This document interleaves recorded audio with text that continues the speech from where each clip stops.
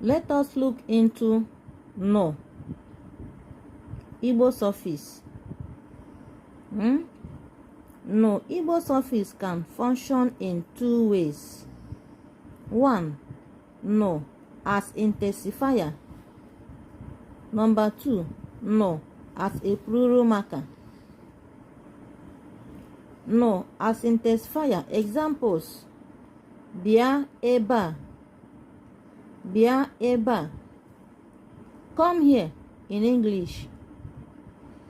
Let us bring the intensifier no to this verb bia. It becomes biano eba, biano eba. Come here in English.